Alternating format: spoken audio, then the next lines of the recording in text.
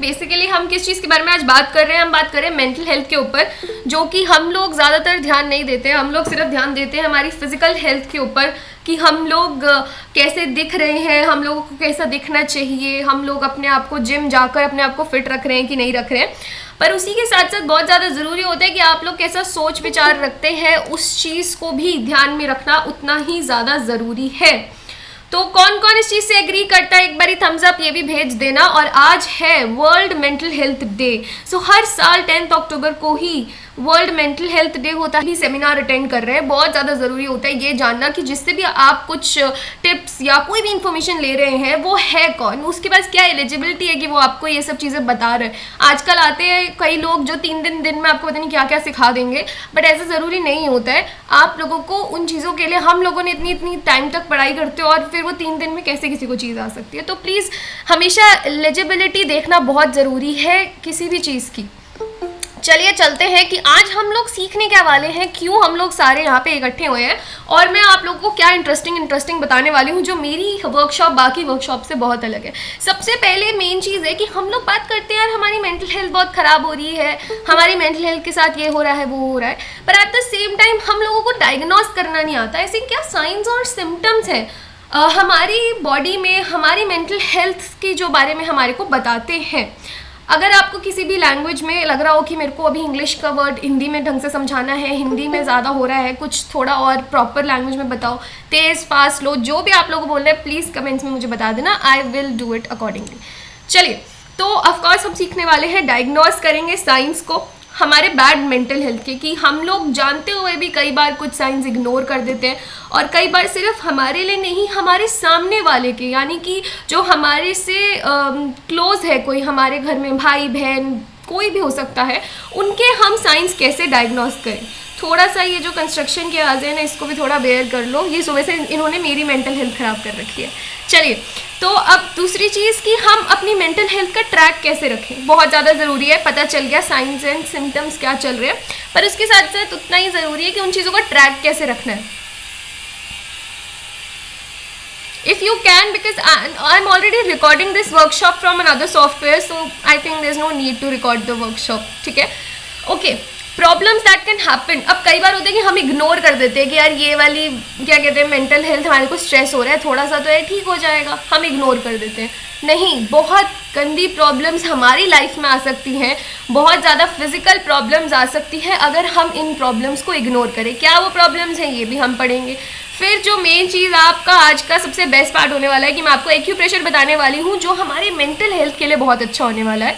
इसके साथ साथ कुछ ऐसे लाइफस्टाइल चेंजेस, जैसे कि किस तरीके से आप बैठते हैं, सोते समय क्या पोस्चर होना चाहिए, बैठे समय क्या पोस्चर होना चाहिए, क्या क्या डाइट में हम छोटी छोटी चीज़ें इंक्लूड कर सकते हैं, और सबसे बड़ा मिथ जो हमारा होता है ना चाय और कॉफ़ी वाला, वो भी हम बस्ट करने वाले हैं। उसके साथ साथ हम कलर थेरेपी के बारे में बात करेंगे। And lastly, because I started neuropsychology, तो न्यूरोसाइकोलॉजिकल पॉइंट ऑफ व्यू से भी हम समझने वाले हैं क्या क्या कॉमन मिस्टेक्स है। मेरी प्रमोशन में हर जगह आप ये सब चीज़ें पढ़ चुके हैं, तो अब हम आगे चलते हैं। और सबसे पहली चीज़ कि आज है world mental health day guys, तो सबसे पहले तो आप लोगों को बहुत बड़ा कॉन्ग्रेचुलेशंस कि आज के दिन कम से कम आप लोगों ने सोचा कि मेंटल हेल्थ के बारे में भी हम अपने लिए कुछ टाइम डिवोट करें। और इस बार का मेंटल हेल्थ का थीम है mental health is a universal human right. तो ये सिर्फ एक प्रिविलेज नहीं है, ये सिर्फ एक सोच नहीं है, बल्कि अब ये एक यूनिवर्सल ह्यूमन राइट बन चुका है। तो जल्दी से, इससे पहले कि आप लोग बोर हो जाओ या आप लोग जल्दी से वर्कशॉप वाइब में आ जाओ, मेरे को सबसे पहले हाउ एम आई का जवाब दो आपके चैट्स में, और इससे ही हम एक इंटरेस्टिंग सी गेम स्टार्ट करेंगे। जल्दी जल्दी मुझे बताओ how are you, not how am I. मेरे बारे में नहीं बताना है, अपने बारे में बताना है कि आप इस समय कैसा, क्या लग रहा है आपको बारे में, अगर आपसे कोई पूछे। Never been so good. ठीक है, आप रिकमेंड कर देना, उनको कर लेंगे वो। ठीक ठाक जी।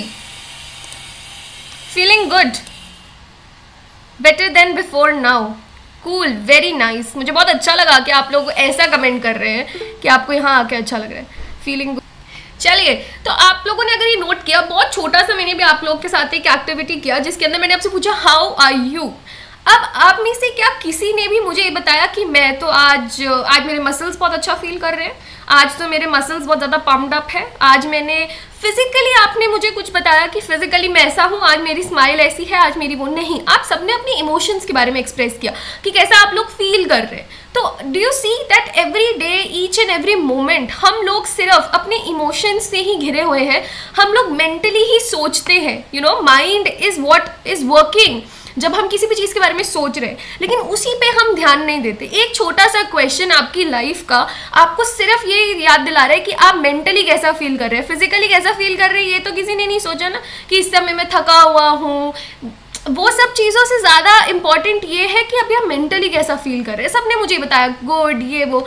Okay Aditi, so you are not good because of your cramps. तो आई होप कि डेफिनेटली मैं आपको by the end of the workshop कुछ सॉल्यूशन दे पाऊँ इसका through acupressure. But you can just lie down somewhere and you drink some hot water, थोड़ा cramps relieve करने के लिए। It's okay, it happens. Emotions change according to physical change. Yes, we will be talking about it. Of course, emotions and physical changes are very very much related, definitely. But जब बात आती है how are you की, तो आप हमेशा यही बताते हैं, है ना। चलिए अब हम अगले उस चीज़ पे चलते हैं। काफ़ी आप सब इन हो गए हैं वर्कशॉप में। अब सबसे इम्पॉर्टेंट चीज़ गाइस की इस चीज़ को पढ़िए भी और इस चीज़ को मेरे साथ समझिए भी कि मेंटल हेल्थ इतना मैटर क्यों करता है। क्यों? क्योंकि जैसा अभी मुझे बताया मीनाक्षी जी ने कि मेंटल हेल्थ और फिजिकल हेल्थ बहुत ज़्यादा इंटर रिलेटेड होते हैं। Tension makes us more tired, it does, it definitely does. Okay, secondly बहुत प्रोटेक्टिव फैक्टर है। प्रोटेक्टिव फैक्टर का क्या मतलब है? अगर आप स्ट्रेस नहीं लोगे, अगर आपको किसी चीज़ के बारे में टेंशन नहीं होगी, तो आप उस चीज़ के बारे में पहले से ही ध्यान कैसे रखोगे। फॉर एग्जाम्पल, कोविड में सबको टेंशन थी कि वो बीमार हो सकते हैं और बाहर नहीं जाना है, उसी वजह से प्रिकॉशन लिया उन्होंने, अपने आप को प्रोटेक्ट कर पाए। अगर किसी चीज़ का फियर, स्ट्रेस नहीं होगा तो ये गुड स्ट्रेस होता है। तो वो भी बहुत ज़्यादा मैटर करता है ये देखना कि आपकी मेंटल हेल्थ में आप बैड स्ट्रेस की तरफ जा रहे हो या गुड स्ट्रेस की तरफ जा रहे हो। देन आता है सोशल एंड इकोनॉमिक इम्पैक्ट। तो मैं ये अपनी वीडियो में भी बोल चुकी हूँ गाइस कि आप लोगों को, हम लोगों को लगता है कि हमारी जो इमोशंस है, हमारी जो सोच है ना, वो सिर्फ हमारे इमोशनली और सोशली हमें इम्पैक्ट करती है कि हम अपने घर में कैसे हैं, हमारे घर वालों के साथ कोई लड़ाई तो नहीं हो रही, हम अच्छा फील कर रहे हैं कि नहीं कर रहे। पर एट द सेम टाइम बहुत ज़्यादा ज़रूरी होता है ये देखना भी कि हमारे जो मेंटल हेल्थ है ना, वो हमारे को इकोनॉमिकली कितना ज़्यादा इम्पैक्ट करती है। इकोनॉमिकली का मतलब हो गया कि अगर आप अच्छा फील ही नहीं कर रहे, आपका काम पे जाने का मन नहीं करेगा, काम पे जाओगे बॉस के साथ लड़ लोगे, चलो बॉस नहीं है, बिजनेस में अपने एम्प्लॉयज़ के साथ तुम लड़ लोगे। Yes, you stress, very rightly said Aditi. So ये हमारे पिछले कॉन्सेप्ट की बात थी। अब हम बात कर रहे थे इकोनॉमिक इम्पैक्ट की। तो बहुत ज़्यादा हमारा जो मेंटल स्ट्रेस होता है ये इम्पैक्ट करता है कि आप किस तरीके से अपनी लाइफ में इकोनॉमिक्स हैंडल कर रहे हो। आपके फाइनेंशियल डिसीजंस भी इम्पैक्ट होते हैं। बहुत छोटा सा एग्जाम्पल, आप जब भी कभी भी बहुत ज़्यादा स्ट्रेस होंगे ना, you will start spending so much अपनी खुशी के लिए, जो कि सही नहीं है। तो आप इकोनॉमिकली भी बहुत ज़्यादा अपने आप को ड्रेन आउट करते हो अगर आप अपने मेंटल हेल्थ का ध्यान नहीं रखते। अब आते हैं हम इमोशनल स्टेबिलिटी पे। इमोशनल स्टेबिलिटी का क्या मतलब होता है? अभी हम स्ट्रेस्ड हैं, हम ठीक है ना, हम किसी को दिखा थोड़ी ना रहे हैं, ऐसा नहीं होता है। आप अंदर ही अंदर कितने ज़्यादा टॉर्चर हो रहे हैं, वो एक बहुत प्रॉब्लम की बात होती है। आ जाते हैं अगले पॉइंट पे, लॉन्जिटिविटी।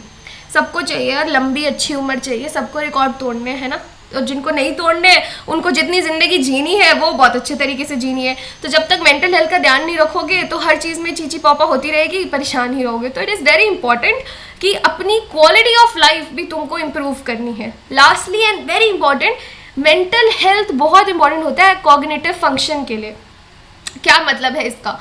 अब देखो गाइस कि हमारा कॉग्निटिव का पहले हम मतलब समझते हैं कि कॉग्निटिव का मतलब क्या है। कॉग्निटिव का मतलब होता है कि आप किस तरीके से सोच रहे हैं, किस तरीके से आपका ब्रेन काम कर रहा है। कॉग्निटिव जब भी मैं वर्ड यूज़ करूँगी तो आप समझ जाना कि हम ब्रेन के फंक्शंस की बात कर रहे हैं। कैसे आप लिख रहे हैं, एक छोटे बच्चे के कॉग्निटिव फंक्शंस होते हैं कि कैसे वो लिखना जब स्टार्ट करता है तो क्या उसकी आइज़ और हैंड एक साथ चल रही है, कहीं वो देख कुछ और रहा है, लिख कुछ और रहा है, मतलब देख कहीं और रहा है और उठा कुछ और रहा है, सो कितना अच्छे से आपका ब्रेन फंक्शन कर रहा है, कितने प्रॉपर तरीके से वो फंक्शन कर रहा है, वो हमारे कॉग्निटिव फंक्शंस होते हैं। और मेंटल हेल्थ डेफिनेटली हमारे कॉग्निटिव फंक्शन से रिलेटेड होता है।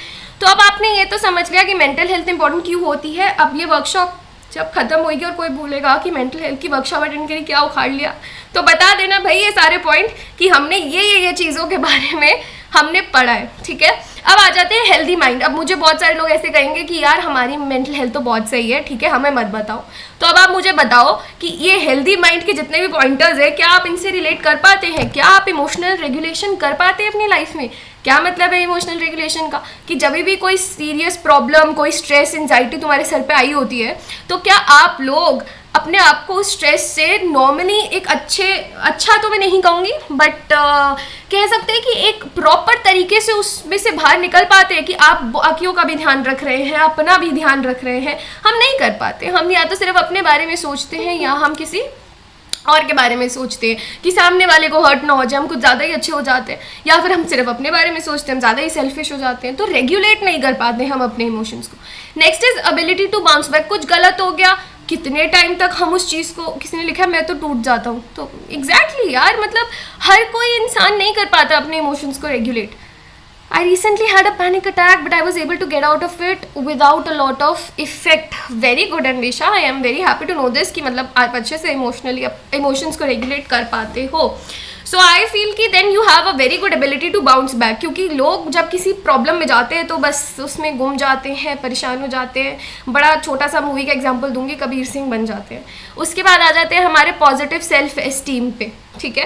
क्या मतलब है इसका? कि तुम जैसे मर्जी हो, तुम बहुत अच्छे हो। मैंने ये गणेश चतुर्थी पे भी अपनी एक वीडियो शेयर करी थी कि गणेश जी जो है, मतलब मैं ऐसा कोई रिलीजियस कॉन्सेप्ट नहीं ला रही, बट डेफिनेटली मोहम्मद, मैंने कहा कि कबीर सिंह बन जाते हैं।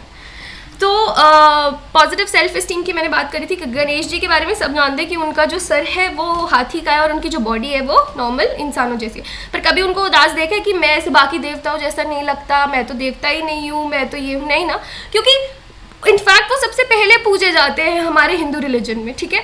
तो मुझे ऐसा लगता है कि पॉजिटिव सेल्फ एस्टीम कितना इंपॉर्टेंट है। आप बताओ, आप हम में से हैं? नहीं, हम नहीं है। हमारे को किसी ने, अगर हम अच्छे से बन के गए कहीं और हमारे को किसी ने देखा नहीं, हमारी किसी ने तारीफ नहीं करी, तो बस वहीं सारी पॉजिटिव सेल्फ एस्टीम कैसी तैसी हो जाती है। Few months ago I blacked out because I got scolded for having poor marks in 12 boards. That's very sad, Arshit. That's very sad. पहली बात तो डेफिनेटली पता होगा कि आपके घर में कि अगर आपको ऐसी प्रॉब्लम होती है, आपको ऐसे डांटना ही नहीं चाहिए। और दूसरी चीज़ की ये तो बहुत बड़ी बात है कि आप इतना ज़्यादा इफेक्ट अपने ऊपर ले लेते हो। Yes, I discussed about Kabir Singh movie. What I believe is that you need to keep your emotions self-strong, and it is really important because you'll get to know how to regulate your emotions. Very rightly said, Anvisha. तो मुझे लगता है तुम यार काफ़ी mental health के बारे में ध्यान रखते हो, and I'm really very happy to know about it. आ जाते हैं अगले मेंटल क्लैरिटी पे। जैसे अभी अनवेशा यू टोल्ड, तो this is mental clarity way you know कि तुम क्या गलत कर रहे हो, क्योंकि हम सबकी सबसे बड़ी प्रॉब्लम है कि हमें यही नहीं कभी लगता कि हम भी कुछ गलत कर रहे हैं। तो वो चीज़ बहुत ज़्यादा इंपॉर्टेंट है। The best is to ignore. Sanya, I think that this is not possible in every case, because कई बार क्या होता है ना कि आपके आसपास ही ऐसी चीज़ें होती है, सपोज आपकी पेरेंट्स हो गए, तो you know it is not really very suitable to ignore. और अपनी फीलिंग्स को भी कभी, इमोशंस को भी कभी इग्नोर नहीं करना चाहिए। Anvisha, I just read your comment that you are a mental health advocate, so you know things. That's great. That's very good. तो मुझे बहुत अच्छा लगा कि मेरी वर्कशॉप में you joined. Okay, then we talk about empathy and compassion. बहुत छोटा सा डिफरेंस होता है sympathy और empathy में, कि जब sympathy आप किसी को देते हो is like कि मुझे अभी किसी ने बताया कुछ और मैं बोल दूँ कि चलो ठीक है कोई बात नहीं। But empathy is as a therapist मुझे लगता है कि मुझे हर जगह एम्पैथेटिक ही होना चाहिए, बिकॉज बहुत ज़्यादा ज़रूरी होता है कि आप दूसरों को पहले समझो, उनकी प्रॉब्लम क्या है, फिर एडवाइस दो। बिल्कुल भी फालतू में एडवाइसेस लोगों को नहीं देनी चाहिए। That is very important. अब आ जाते हैं सेल्फ अवेयरनेस के, कि क्या आपको पता है। मैं आपके सबके क्वेश्चंस लूँगी, डोंट वरी, मैं सबके क्वेश्चंस लूँगी। आपके क्वेश्चंस कुछ मेरे पास लिखे हुए भी हैं और मैं सबके क्वेश्चन एंड में लूँगी, उसकी चिंता मत करो। सेल्फ अवेयरनेस क्या होता है? जब जैसे मैंने आपको अभी बताया कि आप लोगों को पता होना चाहिए व्हाट इज़ योर मिस्टेक, कहाँ कहाँ आप गलत है, और बैलेंस्ड लाइफस्टाइल। अब इन सब चीज़ों में अब आप मुझे बताओ, जल्दी से हैंड रेस करना सिर्फ वही लोग जिनको लगता है कि हाँ हम तो हेल्दी माइंड की कैटेगरी में फिट होते ही हैं। है कोई ऐसा जो हेल्दी माइंड की कैटेगरी में फिट होता है, कंसीडरिंग कि ये सारे पॉइंट्स वो करते हैं?